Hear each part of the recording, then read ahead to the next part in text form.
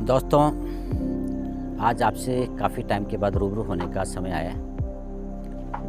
आज अपन बात करेंगे कि प्राकृतिक चिकित्सा से किस प्रकार से विजातीय तत्वों का निकास किया जाता है और इस टॉक्सिन्स को हम रिमूव करने में नेचुरोपैथी एक ऐसा डोर है जिसको आदि ज़माने काल से कहा गया है कि ये प्रिवेंशन डोर है, जिसके अंदर बीमारी होने से बचने के लिए व्यक्ति अपनी डुबकी लगाएं और अपने सारे किए हुए प्रायश्चितों का पाप धोके और स्वस्थ एक उम्मीद लेके यहाँ से जाता है व्यक्ति।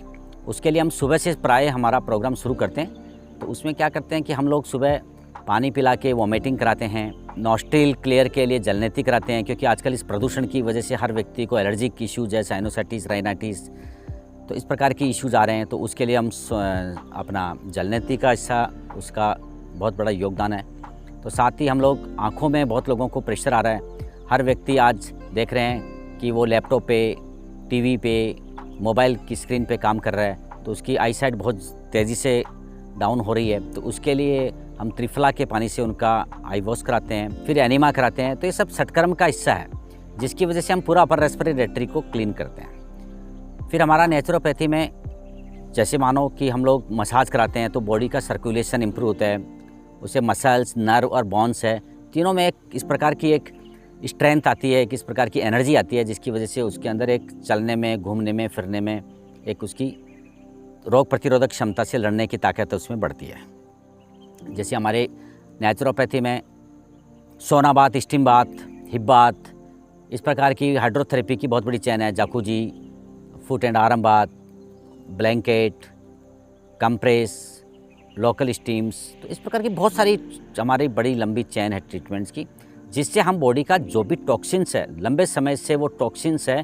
वो साइलेंट बॉडी के अंदर है, जिसकी वजह से व्यक्ति को कहीं ना कहीं कोई वात पित्त कफ का इश्यू को वो डिस्टर्ब करता रहता है।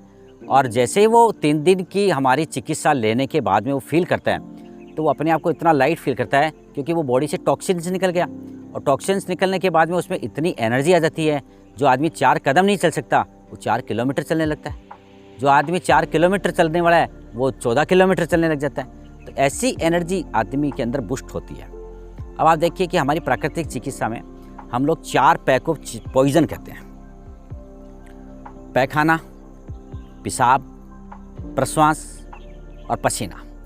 इन चारों चीज़ों से बॉडी में जितना भी टॉक्सिन्स है वो इसके माध्यम से हम लोग बॉडी से रिलीज कर देते हैं और उसको स्वस्थ लाइफ दे देते हैं। फिर हम उसको खान पान की सारी स्थिति बताते हैं कि आपको कितना खाना है, आपको कितनी कैलोरीज लेनी है, आपको कितना आउटपुट करना है। वो सारा एक जीवनचर्या का एक हिस्सा उनको हम लोग गाइड करते हैं। और हमने बिना किसी दवा के लोगों की इंसुलिन को कम करते हैं ग्रेजुअली, और इंसुलिन को ड्रॉप कर देते हैं। हम उनकी मेडिसिन को भी ग्रेजुअली रिड्यूस करते हैं। ये सारी चीज़ें क्या है, ब्लड प्रेशर को, कोलेस्ट्रॉल को, डाइजेस्टिव डिसऑर्डर को, मेंटली इश्यूज़ को, जो भी है, डिप्रेशन है, एंजाइटी है, इंसोम्निया है, मैं कहता हूँ थायराइड बहुत तेज़ी से इस देश में बढ़ रहा है बच्चियों में। इन सब चीज़ों को हमने नेचुरोपैथी की आहार विहार और व्यायाम से हमने इनको बहुत मैनेज किया है। और मैनेज करने के तरीके बताते हैं, क्योंकि कोई भी जो भी ये प्रॉब्लम्स है जो एंडोक्राइन से रिलेटेड है या लाइफ स्टाइल से रिलेटेड है, वो कोई प्रॉब्लम कोई कहते हैं कि हम लोग क्योर कर देंगे। मैं इतनी बड़ी बात नहीं कहता, पर मैं ये कह सकता हूँ मेरे 27 साल के एक्सपीरियंस में ये मैनेज हो जाती है, क्योंकि ये मैनेजेबल प्रॉब्लम है। और मैनेज करने के लिए आप प्राकृतिक चिकित्सा में आके, मैं कहता हूँ 7 दिन, 10 दिन, 15 दिन, जितना आपको लगे, उससे आप अपना जीवन को अपना एक, मैं कहता हूँ कि कायाकल्प कराएं अपना आगे। जैसे कि हर व्यक्ति के लिए समय देता है, पर अपने लिए समय नहीं देता। साल में 2 दफ़ा आदमी अपने घर की, अपनी झोंपड़ी की, अपने महल की भी वो लीपा पोती करता है, उसकी रंग रोगाई करता है। वो क्यों करता है? क्योंकि वो उसकी मेंटेनेंस है। तो वो यदि हम उसकी गाड़ी की मेंटेनेंस करते हैं तो उसके लिए हम उसकी सर्विस कराते हैं, हम मोबाइल को चार्ज करते हैं। तो हम इन चीज़ों को यदि चार्ज करते हैं या उनकी रेनोवेशन करते हैं या उनका रिचार्ज करते हैं, तो हम लोग क्यों अपने आप को रिचार्ज नहीं करें, अपने आप को किस प्रकार से अपने आप की सर्विस क्यों नहीं करें?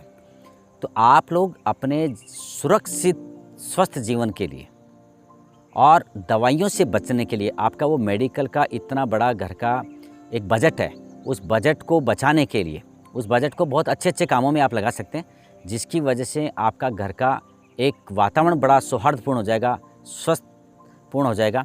तो उसके लिए आप क्या करें कि दवाई लेके आप अपनी दवा से बीमारी को दबाएं नहीं। हमारे यहाँ पर आके वृंदावन आयुर्वेदिक चिकित्सालय में 25 एकड़ में फैला हुआ खूबसूरत नज़ारा यहाँ का, एक धरती पे स्वर्ग की कल्पना यहाँ है। उसमें आप अपने आप को तंदुरुस्त लाइफ जीने के तौर तरीके सीखने के लिए यहाँ आएँ और आप ये देखिए कि कितने हज़ारों लोगों ने अपने जीवन को बदला है। तो मैं चाहता हूँ कि हमारे देश के अंदर 140 करोड़ लोग हैं। मैं कहता हूँ कि गरीब को तो ऐसी बीमारी नहीं होती, क्योंकि वो बेचारा मेहनत करता है। जो मेहनत नहीं करते हैं, जो चलते नहीं हैं, जो खाते ज़्यादा हैं, जो अपने आप को दिमाग से कसरत ज़्यादा करते हैं और फिज़िकल कसरत नहीं करते हैं, उन लोगों को मैं जहाँ तक समझता हूँ, उनसे मैं एक अपील है मेरी, एक व्यक्ति होने के नाते, एक देश का नागरिक होने के नाते आप लोगों से मैं विनती कर सकता हूँ कि आप लोग अपनी सेहत के लिए सुचारू ढंग से सजग हो जाएं, जागृत हो जाएं और अपने जीवन को बदलने के लिए वृंदावन आयुर्वेदिक चिकित्सालय में आके, इस प्राकृतिक और योग चिकित्सा में आके, मैं कहता हूँ गंगा की तरह डुबकी लगा के और अपने आप को निर्मल और अपने आप को निरोग होके और अपना पूरे परिवार के लिए स्वस्थ जीवन जीने की एक मुस्कान लेके जाएं। मैं ऐसी कल्पना करता हूँ कि मेरा ये संदेश देने का तात्पर्य यही है कि मेरा देश अग्रणी देश है। आने वाले समय में 21वीं सदी का ये उज्जवल भविष्य इस देश का जो है वो दिखा रहे हैं। हमारा देश का 70% युवा पूरे देश और दुनिया के अंदर परचम लहरा रहा है, परंतु दुर्भाग्य इस बात का लगता है, मुझे कष्ट होता है इस बात का कि जब हमारे देश के छोटे छोटे बच्चों में लाइफ स्टाइल इश्यूज़ बढ़ रहे हैं, तो मुझे तकलीफ़ होती है कि ये बच्चे में इतने टैलेंट है पर उन बीमारियों से वो लड़ रहा है, जूझ रहा है। तो उसको हम लाइफ स्टाइल के ट्रैक पे लाते हैं और वो बच्चा वापस अपने स्थिति में आ जाता है। तो ये देश का 70% युवा है और ये युवा देश भारत इस दुनिया के अंदर अपना तिरंगा लहराएगा।